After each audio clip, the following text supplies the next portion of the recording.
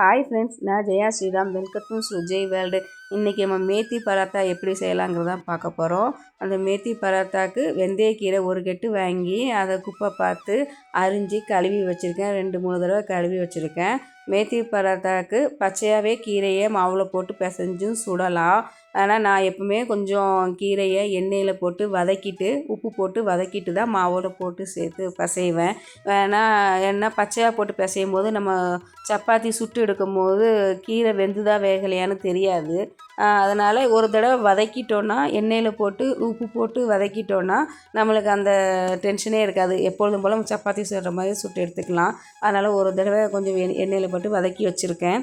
இப்போ தேவையான கோதுமை மாவு எடுத்திருக்கேன். அதில் 2 ஸ்பூன் கடலை மாவு சேர்த்துருக்கேன். இஞ்சி சின்ன துண்டு, 2 பச்சை மிளகாவும் இடிக்கிற கல்லில் போட்டு நல்லா நசுக்கி அதையும் சேர்த்துருக்கேன். தேவையான அளவு உப்பு சேர்த்துட்டு மஞ்சப்பொடி, தேவையான அளவு மஞ்சப்பொடி, காஷ்மீரி சில்லி பவுடரும் சேர்த்துக்கோங்க.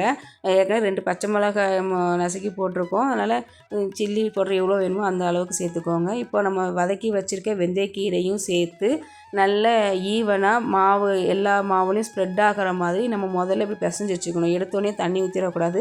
தண்ணி ஊற்றினா மசாலாலாம் ஒரு சைடாக ஒதுங்கிடும். அதனால் மாவில் இப்படி எல்லா பக்கமும் ஸ்ப்ரெட் ஆகிற மாதிரி கையால் நல்லா பிசைஞ்சு விட்டுட்டு அதுக்கப்புறம் தேவையான அளவு தண்ணி ஊற்றி பிசைஞ்சுக்கோங்க. நிறைய பேர் இதுக்கு தயிர்லாம் சேர்த்து பிசைவாங்க, வெண்ணெய் போட்டு பிசைவாங்க, எண்ணெய் ஊற்றி பிசைவாங்க, அப்படிலாம் இருக்கும். நான் வெறும் தண்ணி ஊற்றி தான் பிசைஞ்சிட்டு மேல் மாவில் கொஞ்சம் நெய்யை வச்சு தடவி விட்டுருக்கேன், அவ்வளோதான். இப்போ நம்ம சப்பாத்தி போட்டு எடுத்துகிட்டு கட்டையில் போட்டு எடுத்துகிட்டு நம்ம கல்லில் போட்டு எடுத்துடலாம். எனக்கு அந்த எக்ஸாக்ட் ரவுண்ட் ஷேப்லாம் வராதுங்க. எங்கள் வீட்டில் நான் எப்படி போடுவேனோ அந்த மாதிரி தான் நான் திரட்டி எடுத்திருக்கேன் சப்பாத்தியை.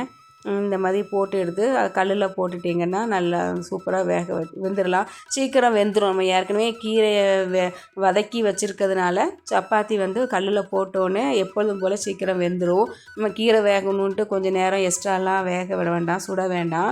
அப்படியே டக்கு டக்குன்னு சுட்டு எடுத்துடலாம். நெய் விட்டு நான் சுட்டு எடுத்திருந்தேன். நல்லா சீக்கிரம் இதாகிட்டு. இல்லைனா பச்சைக்கீரை போட்டிருந்தா கீரை வெந்துதா வேகலையான்னு இதுக்கு வெயிட் பண்ணி நம்ம கொஞ்சம் நேரம் கல்லில் போட்டு எடுக்கணும். இப்போ அந்த டென்ஷனே வேண்டாம். டக்கு டக்குன்னு எப்பொழுதும் நார்மல் சப்பாத்தி சுடுற மாதிரி சுட்டு எடுத்துடலாம். நல்லா நெய் விட்டு நல்லா சுட்டு எடுத்து சூப்பராக இருந்ததுங்க. நான் இது லஞ்ச் பாக்ஸுக்கு தான் இது கொடுத்து விடுறதுக்கு தான் சுட்டேன். என் பசங்களுக்கு இது வெறும் தொட்டுக்கூடக்கு நான் தயிர் தான் கொடுத்துருக்கேன். இதுவும் தயிரும் போதும். நிறைய பேர் ஊறுகாய் சாப்பிட்றாங்க. ஊறுகாய் பிடிச்சிருந்தா ஊறுகாய் நீங்கள் கொடுங்க. நான் சப்பாத்தியும் தயிரும் தான் கொடுத்துருக்கேன். எங்கள் வீட்டில் இது பழக்கங்கிறதுனால நான் இப்போ இப்படி செஞ்சு கொடுக்குறதுனால பசங்களும் சாப்பிட்ருவாங்க. எங்களுக்கும் ரொம்ப பிடிக்கும். நல்லா அருமையாக சாஃப்டாக சூப்பராக வந்துருச்சு சப்பாத்தி. நான் அப்படியே போட்டு வச்சுட்டேன். இப்போ மகாலயபக்ஷம் நடக்கிறதுனால அந்த மகாலய அமாவாசை வரப்போகுது. அதுக்கு முந்தின 15 நாள் மகாலயபக்ஷம்பாங்க. அதுக்கு நிறைய பேர் ஆனியன் எடுக்க மாட்டாங்க, வெள்ளைப்பூடு எடுக்க மாட்டாங்க.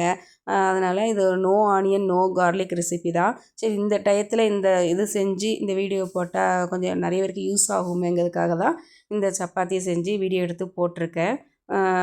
இந்த பதிவு பிடிச்சிருந்தா எல்லோரும் லைக் பண்ணுங்கள், ஷேர் பண்ணுங்கள், கமெண்ட் பண்ணுங்கள், சப்ஸ்கிரைப் பண்ணுங்கள்.